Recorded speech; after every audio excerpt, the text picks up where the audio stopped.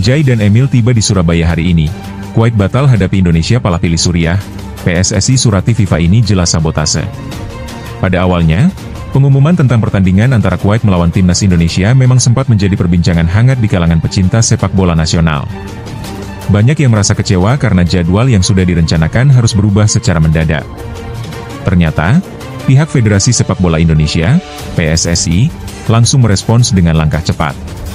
Mereka menyampaikan bahwa setelah kabar pembatalan dari Kuwait, mereka segera melakukan komunikasi dengan AFC sebagai badan pengelola sepak bola Asia. Tujuannya adalah memastikan bahwa keputusan yang diambil Kuwait sesuai prosedur dan adil, serta mencari solusi terbaik agar agenda kompetisi tetap berjalan. Selain itu, dalam situasi tersebut, PSSI juga mengumumkan bahwa mereka akan mengirimkan laporan resmi kepada AFC terkait pembatalan sepihak dari Kuwait. Ini penting, karena selama ini, ada kekhawatiran bahwa keputusan sepihak dari negara tertentu bisa merugikan pihak lain, apalagi jika berkaitan dengan pertandingan resmi dan pengaturan jadwal yang sudah diumumkan secara resmi.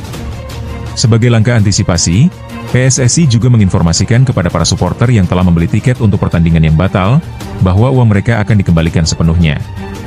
PSSI berkomitmen untuk menjaga kepercayaan dan hak-hak para pendukung yang telah mendukung timnas Indonesia. Di sisi lain, muncul kabar bahwa timnas Kuwait kini mengatur jadwal pertandingan lain melawan Suriah pada tanggal 8 September 2025. Keputusan ini menimbulkan berbagai spekulasi di kalangan pengamat dan fans. Beberapa menduga bahwa ada motif tertentu di balik pembatalan tersebut. Ada yang menilai bahwa negara-negara Arab, termasuk Kuwait, mungkin merasa takut kalah dan ingin mengatur strategi mereka sendiri demi menjaga gengsi.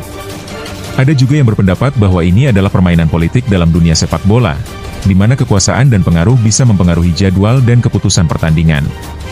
Kondisi ini tentu saja menimbulkan kekecewaan mendalam dari para penggemar dan pengurus PSSI. Mereka telah menunggu pertandingan persahabatan ini sebagai salah satu persiapan penting menjelang fase berikutnya dari kualifikasi Piala Dunia 2026. Keputusan sepihak Kuwait ini dianggap sebagai bentuk sabotase, yang bisa saja dilatar belakangi rasa takut kalah atau bahkan kepentingan politik tertentu yang ingin memanfaatkan situasi ini demi keuntungan mereka sendiri. Namun, di tengah situasi tersebut, PSSI tidak tinggal diam. Mereka langsung melakukan komunikasi dengan AFC dan pihak terkait untuk menuntut keadilan dan kejelasan. Selain itu, mereka juga mencari alternatif lawan pengganti agar agenda uji coba tetap bisa berjalan.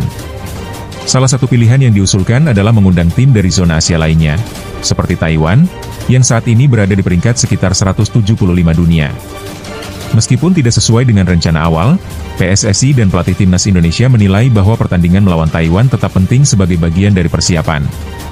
Pada 5 September 2025, pertandingan uji coba melawan Taiwan pun dijadwalkan berlangsung. Keputusan ini diambil sebagai solusi efektif setelah Kuwait resmi membatalkan partai tersebut secara sepihak. Keputusan ini diumumkan secara resmi oleh PSSI, dan mereka memastikan bahwa semua supporter yang telah membeli tiket untuk pertandingan melawan Kuwait akan mendapatkan pengembalian dana penuh. Ini sebagai bentuk tanggung jawab terhadap hak-hak supporter dan juga sebagai cermin bahwa PSSI selalu berusaha menjaga kepercayaan publik. Pembatalan dari Kuwait memang menjadi pukulan tersendiri, namun PSSI tidak menyerah. Mereka tetap berupaya agar agenda pertandingan internasional tetap berjalan lancar. Bahkan, mereka mengungkapkan bahwa saat ini sedang melakukan komunikasi intensif dengan AFC untuk memastikan bahwa langkah-langkah yang diambil sesuai prosedur dan tidak merugikan pihak manapun. PSSI juga mengingatkan bahwa mereka akan menuntut ganti rugi atas kerugian yang timbul akibat pembatalan ini, karena sudah ada tiket yang terjual dan pengeluaran yang sudah dilakukan. Sementara itu, kabar lain yang menarik perhatian adalah bahwa Kuwait kini telah menjadwalkan pertandingan lain melawan Suriah pada 8 September 2025. Tindakan ini semakin memperkuat dugaan bahwa ada motif tertentu di balik pembatalan laga melawan Indonesia. Banyak yang menyebut bahwa ini adalah bagian dari strategi tertentu yang dilakukan oleh negara-negara tertentu di kawasan Timur Tengah, yang berusaha mengatur jadwal dan hasil pertandingan sesuai keinginan mereka sendiri. Ada juga yang berpendapat bahwa Kuwait takut kalah dan memilih mengalihkan lawannya demi menjaga gengsi mereka di level internasional. Di tengah keruhnya situasi ini, para penggemar dan pihak-pihak terkait tetap berharap agar masalah ini bisa diselesaikan dengan baik. Mereka menuntut keadilan agar pertandingan-pertandingan resmi tidak lagi dipengaruhi oleh kepentingan politik atau kekuasaan semata. Yang terpenting adalah fair play dan menjaga integritas kompetisi. Di sisi lain, kerjasama dengan timnas Taiwan yang diumumkan oleh PSSI juga menunjukkan bahwa semangat sportivitas dan solidaritas antar negara tetap dijaga. Meskipun jadwal berbeda dari rencana awal, pertandingan melawan Taiwan tetap dianggap sebagai langkah positif untuk menjaga ritme permainan tim nasional dan mengasah kemampuan pemain sebelum menghadapi kompetisi resmi yang semakin dekat. Kehadiran Taiwan sebagai lawan pengganti ini juga menunjukkan bahwa dunia sepak bola tetap berpegang pada prinsip saling mendukung dan mencari solusi terbaik dalam situasi sulit. Selain dari agenda pertandingan, perhatian juga tertuju pada perkembangan pemain-pemain muda berbakat Indonesia yang menunjukkan potensi luar biasa di kompetisi internasional. Salah satunya adalah Kevin Dix, pemain muda asal Indonesia yang berhasil mencuri perhatian dunia setelah tampil di Bundesliga Jerman. Di usia yang relatif muda, Kevin mampu menunjukkan kualitasnya di panggung sepak bola tertinggi di Eropa.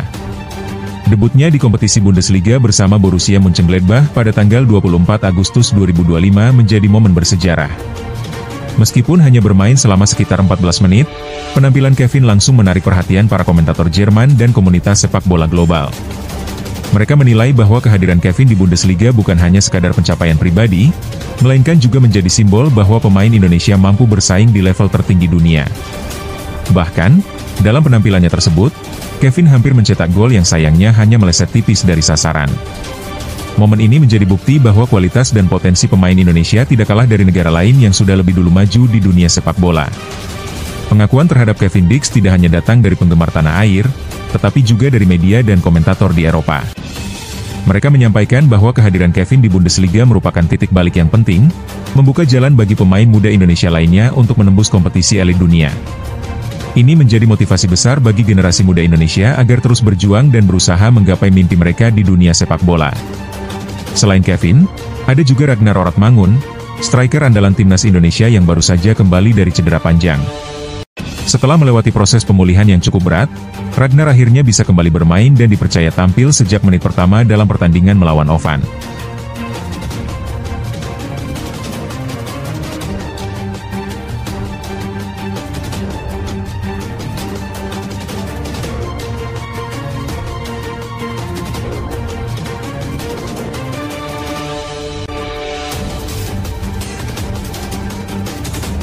Timnas Indonesia di ujung tanduk, kontroversi AFF, naturalisasi, masa depan Garuda.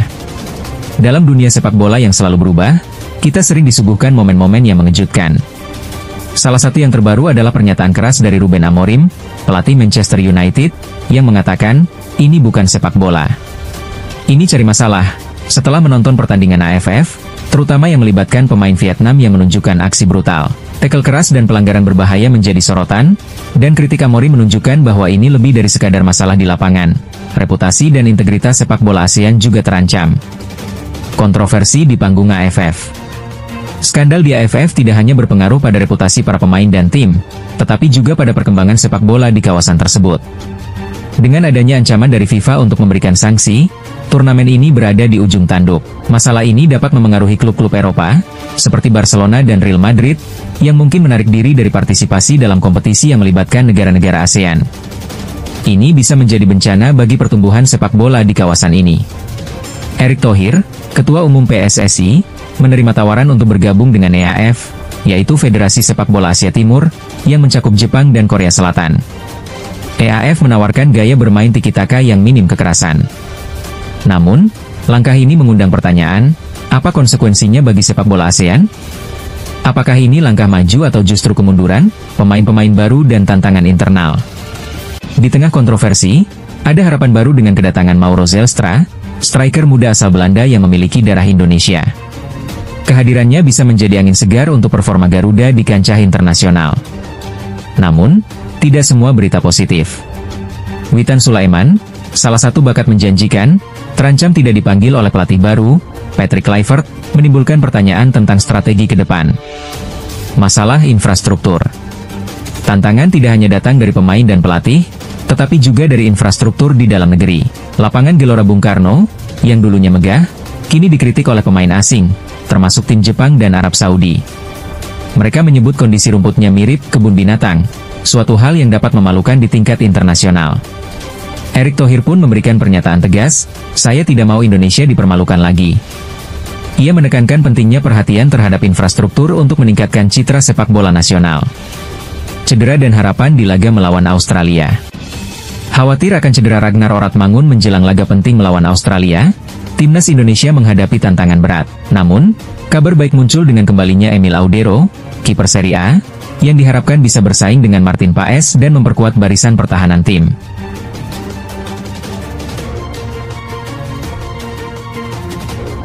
Halo, Garuda Muda. Saatnya menunjukkan dukungan dan kebanggaan kita terhadap tim nasional Indonesia. Kami dengan bangga mempersembahkan jersey terbaru Timnas Indonesia yang memiliki desain eksklusif dan menarik.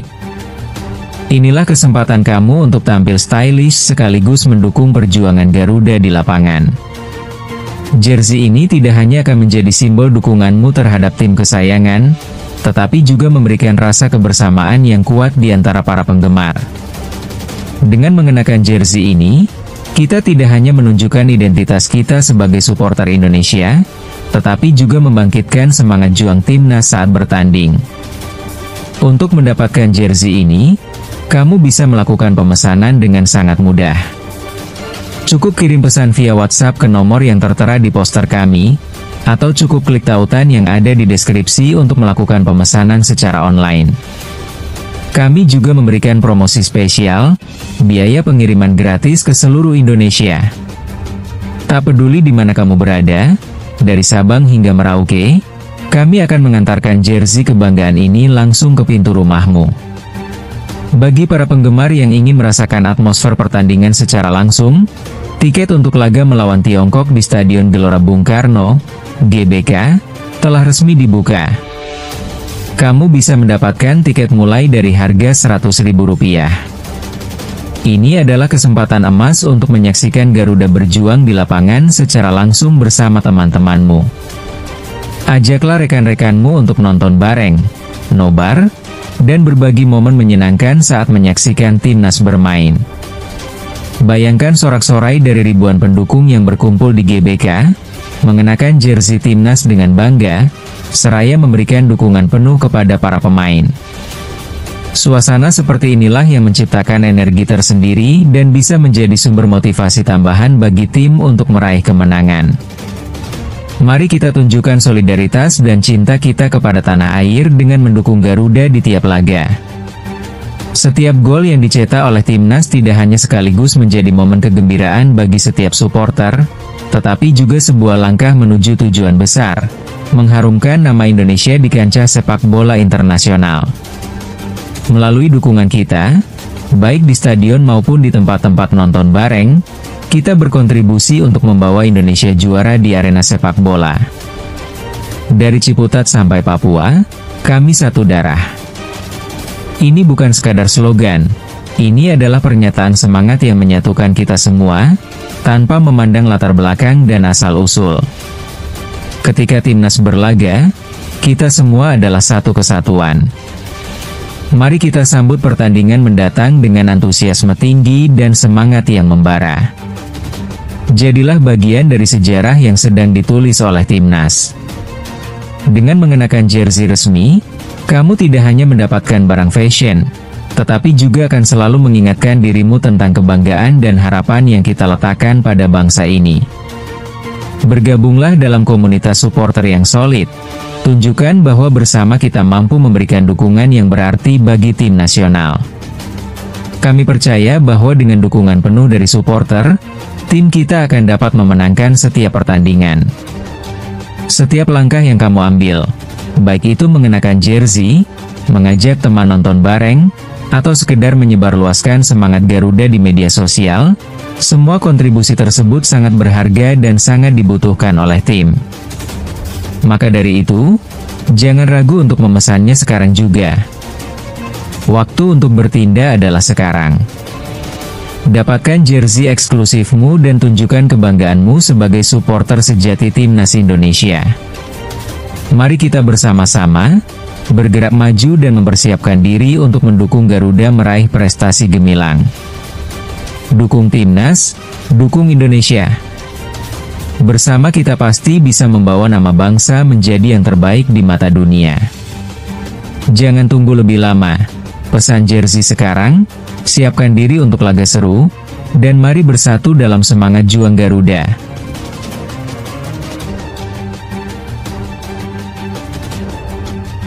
Dengan berbagai isu yang menghinggapi, pertanyaannya adalah, kemana arah timnas Indonesia selanjutnya? Apakah mereka akan terus di AFF yang penuh kontroversi, atau mengambil risiko bergabung dengan EAF? Keputusan yang harus diambil. Masa depan timnas Indonesia berada di persimpangan. Bertahan di AFF memberikan akses lebih ke kompetisi, tetapi dapat berisiko terhadap reputasi. Sementara bergabung dengan EAF bisa membawa manfaat dari pendekatan permainan yang lebih teknis dan bersih, tetapi mengorbankan komunitas ASEAN yang lebih luas. Apakah timnas Indonesia dapat bersaing dengan tim-tim dari Jepang dan Korea Selatan yang memiliki infrastruktur lebih baik? Ini menjadi pertanyaan yang perlu dipikirkan oleh semua pihak yang terlibat. Semangat untuk terus berjuang. Di tengah kontroversi, semangat para pemain dan dukungan penggemar tetap ada. Indonesia memiliki potensi yang belum sepenuhnya dieksplorasi. Dengan kedatangan pemain baru dan pelatih yang berkomitmen untuk perubahan, harapan untuk perbaikan performa di kancah internasional masih ada. Keberadaan tim yang solid, dengan pemain berkualitas dan dukungan infrastruktur, adalah kunci untuk meraih kesuksesan. Semua mata kini tertuju pada manajemen PSSI, pelatih, dan pemain untuk bersama-sama menemukan jalan ke depan yang jelas bagi timnas Indonesia. Kesimpulan. Masa depan sepak bola Indonesia tidak hanya terfokus pada trofi, tetapi juga tentang identitas dan karakter tim. Dalam menghadapi berbagai tantangan, timnas Indonesia harus berani mengambil langkah strategis menuju masa depan yang lebih cerah. Dengan semangat bersama dan dedikasi tinggi dari semua pihak, peluang kesuksesan masih terbuka lebar. Apakah timnas Indonesia siap menghadapi tantangan ini? Mari kita dukung mereka dalam perjalanan menuju masa depan yang lebih baik.